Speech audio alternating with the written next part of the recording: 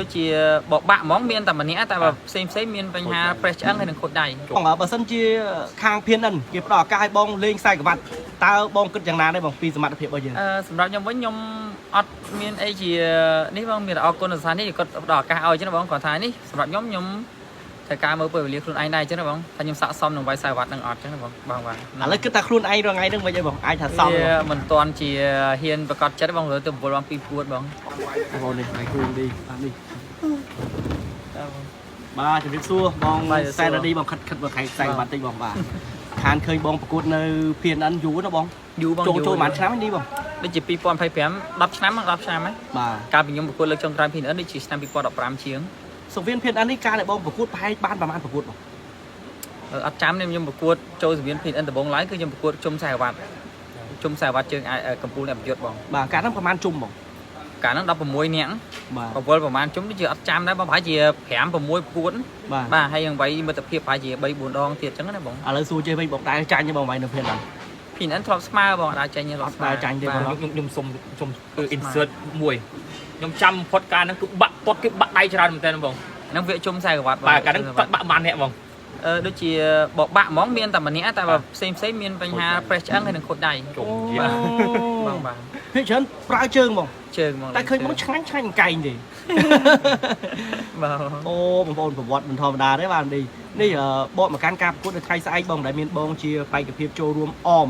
ខ្ញុំចង់សួរចំណាប់អារម្មណ៍រឿងខ្សែក្រវ៉ាត់នេះបន្តិចបងដោយសារបច្ចុប្បន្ននេះគេថាខ្សែក្រវ៉ាត់អីមានច្រើនអញ្ចឹងណាបងប៉ុន្តែសម្រាប់ខ្សែក្រវ៉ាត់នេះអ្នកដែលឈ្នះគឺស្ពីទៅជួបម្ចាស់ជើងឯកម្នាក់ទៀតបងគិតថាល្អទេបងការធ្វើបែបហ្នឹងតម្រាំតែយើងទៅជួបជាមួយជើងឯកម្នាក់ទៀតបាទអូខ្ញុំគិតថាធ្វើជាងល្អបងវាដូចជាការជំរុះគ្នាអញ្ចឹងណាបងហ្នឹងហើយមិនថាសុកយើងចាប់ពីអ្នកជើងឯកឲ្យចាប់ហើយលើកក៏ធ្វើជើងឯកប៉ះគ្នាបងវាអត់ល្អមើលដែរចឹងបានតែពេលនេះគាត់ជុំមកពាក្យហ្នឹងហើយបានគាត់ជំរុះគ្នាហើយគាត់ជំរុះគ្នាខ្លាំងទៅប្រហែលនេះអញ្ចឹងណាបងអញ្ចឹងគាត់វិលត្រកទៅជួបជើងឯកវិញគាត់ថាល្អបងដូចជាការជំរុះគ្នាអញ្ចឹងហ្នឹងបាទបកទៅកាន់បងវិញដែលខានប្រកួតយូរបងត្រឡប់មកវិញបានប្រហែលប្រកួតអីនេះបងខ្ញុំត្រឡប់វិញបាន2ប្រកួតនេះគឺលើកទី3បងស្អែកលើកទី3ស្អែកលើកទី3ហើយបកទៅកាន់បងបងគឺបងសែនរ៉ាដេតក៏កម្របានលេងខ្សែក្រវ៉ាត់ដែរឥឡូវបានហើយអញ្ចឹងរឿងរ៉ាដេតខ្ញុំទុកប៉ុណ្ណឹងខ្ញុំចង់សួរឌីវិញបងបើសិនជាខាង PNN គេផ្ដល់ឱកាសឲ្យបងលេងខ្សែក្រវ៉ាត់តើបងគិតយ៉ាងណាដែរបងពីសមត្ថភាពរបស់យើងសម្រាប់ខ្ញុំវិញខ្ញុំអត់មានអីជានេះបងមានអរគុណសរសើរនេះគាត់ផ្ដល់ឱកាសឲ្យចឹងបងគាត់ថានេះសម្រាប់ខ្ញុំត្រូវការមើលពេលវេលាខ្លួនឯងដែរចឹងណាបងថាខ្ញុំស័ក្តិសមនឹងវាយខ្សែក្រវ៉ាត់នឹងអត់ចឹងណាបងឥឡូវគិតថាខ្លួនឯងរងថ្ងៃហ្នឹងមិនអីបងអាចថាសមមិនទាន់ជាហ៊ានប្រកាសចិត្តបងទៅ9បង2ពួតបងអូបាទស្ទៀងនឹងបងសែនរ៉ាដេតដែរព្រោះសែនរ៉ាដេតគាត់ថាធ្លាប់មានគេផ្ដល់ឱកាសគាត់លេងខ្សែក្រវ៉ាត់តែគាត់អត់ទទួលដោយសារដឹងថាខ្លួនឯងមិនទាន់មានទុកចិត្តឥឡូវនេះដូចគ្នាអត់ទាន់ដែរដាក់វាអត់ល្អមើលបងបានតែមកវាយទៅអត់ល្អមើលបាទអត់ចង់បានចឹងដែរអូខេបងបកមកកាត់ដៃគូវិញបងមើលទៅមិនដែរបងព្រោះខ្ញុំឃើញបងឈោទៅត្រឹមកបងវិញអត់អីបងធម្មតាឲ្យតែគីឡូប៉ុនគ្នាទៅបានបងហ្នឹងហើយបាទមិញគីឡូបងនិយាយទៅថ្លឹងគឺស្មើតែម្ដងស្មើនេះបងស្មើនេះដែរប៉ះបងក្លាកោដែរខ្ពស់ជាងបងបែបនេះធ្លាប់ពីមុនបាទធ្លាប់ពីមុនទេណាបាទ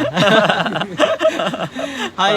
សម្រាប់ការប្រកួតថៃស្អែកបងមានអីនិយាយទៅកាន់បងប្អូនអ្នកគ្រប់ត្រូល fan បងការប្រកួតនៅ PNN នេះបងបាទចុងក្រោយក៏សូមអរគុណទស្សនិកជនអស់ដែលគ្រប់ត្រូលខ្ញុំបាទសារឌីហើយថ្ងៃស្អែកនេះវេលាម៉ោង1តទៅម៉ោង1តទៅនៅស្ថានីយ៍ទូរទស្សន៍ PNN នឹងចាប់ផ្ដើមប្រកួត